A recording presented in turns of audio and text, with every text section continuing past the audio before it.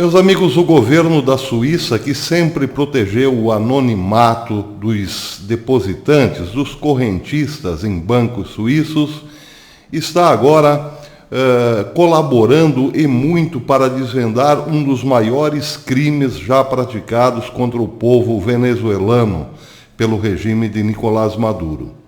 Bem, em primeiro lugar é preciso lembrar o seguinte: a Suíça sempre foi um paraíso fiscal, justamente porque os bancos simplesmente aceitam o correntista sem pedir-lhe nenhuma informação de onde vem o dinheiro e de que forma. E sempre contou também com a colaboração do governo, que reconhecia esse tipo de transação como uma necessidade humana. E de fato foi, durante muito tempo, os judeus perseguidos na Alemanha se beneficiaram desse tipo de depósito. Um depósito onde não é preciso apresentar antecedentes nem da pessoa nem do dinheiro. Basta ter uma senha, uma chave e pronto. Os bancos trabalhavam dessa forma, ganhando, evidentemente, nas operações financeiras, juros nas operações financeiras, tarifas e tudo mais. E a Suíça ganhava também não só um grande aporte de capital que poderia ser investido, enquanto os correntistas viviam do anonimato e de juros. A Suíça beneficiou-se sim e muito desse tipo de esquema.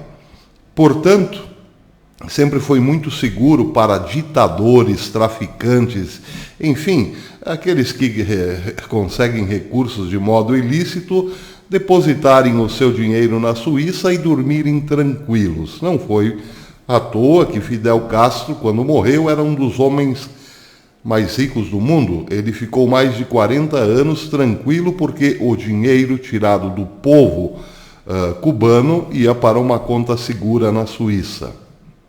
E outros tantos ditadores africanos, brasileiros também, e assim por diante. Bem, mas o fato é que isso está mudando. O governo suíço abriu um precedente para investigar as transações bancárias de vários empresários venezuelanos com ligação direta com o regime de Maduro. Estima-se que nessa investigação esteja aí envolvido a bagatela, a pequena soma de 4,5 bilhões de dólares desviados da PDVSA, a petrolífera estatal venezuelana, para contas de milionários venezuelanos e de gente da família de Maduro. Bem, o esquema é o seguinte, para ser bastante simples e rápido. O governo venezuelano, quanto mais desvalorizava o bolívar, a moeda venezuelana, mais fictícia era a taxa de juros, ou melhor, a taxa de câmbio para a troca do bolívar pelo dólar. Só que esta ficção servia apenas a uns poucos iluminados, ou seja, a nata endinheirada venezuelana, a elite do dinheiro na Venezuela. O povão tinha que, para comprar dólar, ir para o câmbio negro, onde o dólar saía evidentemente muito mais alto, porque a taxa no câmbio negro tendia mais à realidade do que a taxa do governo. Para conseguir trocar bolívares por dólares, pela taxa de câmbio do governo, bem, só com uma senha também, só autorizado pelo regime de Maduro. E nessas, os autorizados eram esses que eu citei, a casta endinheirada, os ricos venezuelanos. Como era o esquema? Bem, imaginem que um bolívar valia nada mais, nada menos do que, digamos, 10 centavos de dólar, um bolívar. Bem, só que na taxa de câmbio do governo, a média era quase sempre 1 por 1, geralmente 1 por 1. Dava-se um bolívar que nada valia, e aliás nada vale, e recebia-se $1 em troca. Quase sempre 1 por 1. Bem, o que aconteceu com esses poucos iluminados? Eles, evidentemente, aplicavam montantes enormes de bolívares e tiravam montantes enormes de dólares. Só que o montante de bolívares nada valia, os dólares sim. Ao receberem os dólares, uma parte ia para o governo, para molhar a mão do governo, e outra parte ia para a Suíça. Essa brincadeira chegou a custar a bagatela de 4 bilhões e meio de dólares. É a matéria que saiu agora há pouco no Infobae. Mas, graças, como diz o Infobae, à boa colaboração do governo suíço, isso pode mudar. A matéria diz que o Tribunal Federal Suíço acaba de ordenar a liberação de documentos bancários que devem expor o esquema de corrupção gigantesco na Venezuela.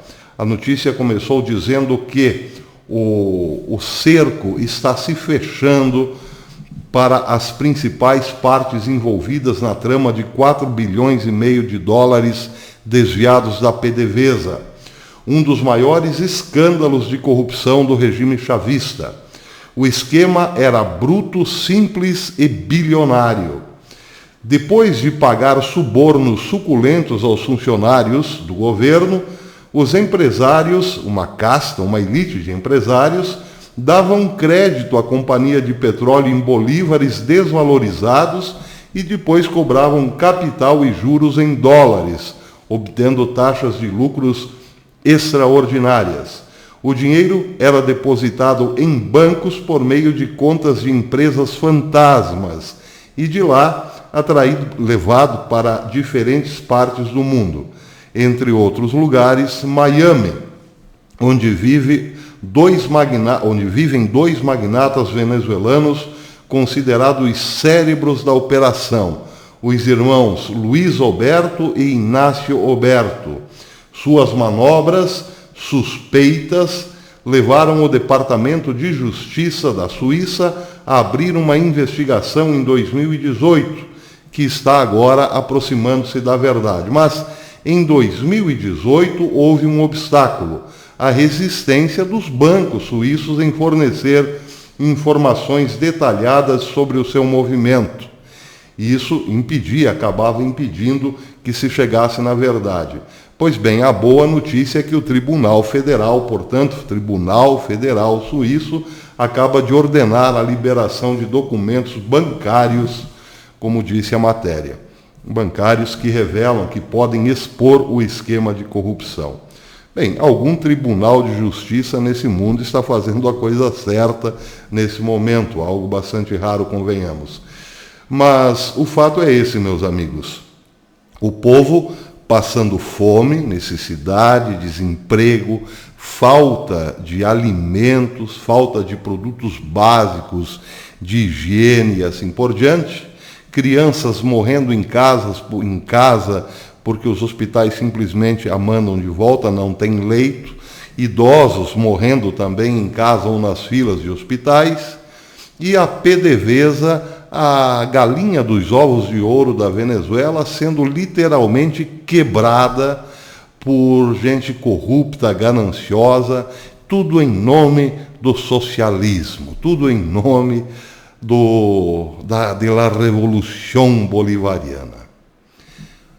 Agora pergunto, o mesmo não estava sendo feito aqui no Brasil?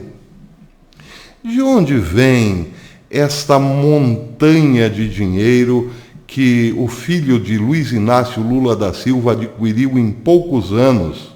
Porque esse rapaz passou de porteiro de zoológico a um dos empresários mais bem-sucedidos do país quando seu papai assumiu a presidência da República, depois que seu papai subiu à presidência da República. Bem, será que precisamos pedir para o tribunal? Não seria uma boa pedirmos para o Tribunal de Justiça Federal da Suíça dar uma ajudadinha a nós também? Porque certamente há muito dinheiro tirado do povo brasileiro lá em bancos suíços. Aqui é bem verdade, a taxa de câmbio nunca favoreceu tanto assim uma certa elite, como na escandalosa no escandaloso esquema do câmbio na Venezuela, mas aqui inventou-se uma infinidade de outras modalidades para surrupiar o erário, para tirar dinheiro nosso que deveria ser investido em estradas, em hospitais, em segurança e assim por diante. Menos em educação, porque educação nunca faltou dinheiro, não.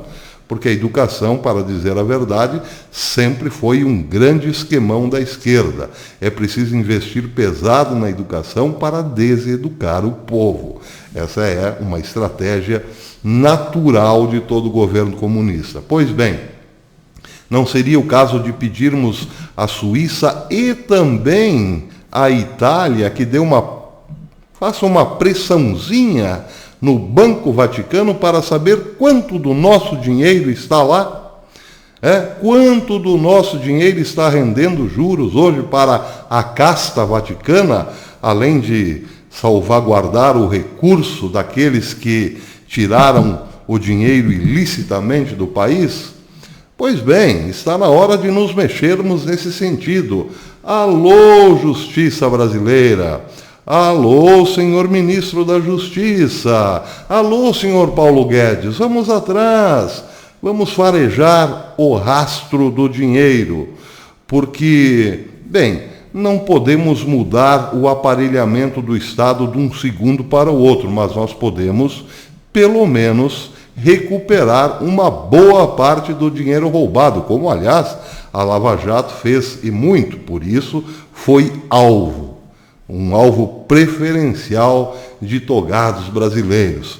Mas precisamos ir mais a fundo, porque parecem que as malas cheias de dólares, continuam saindo daqui para lá. E isso tudo tem que vir às claras.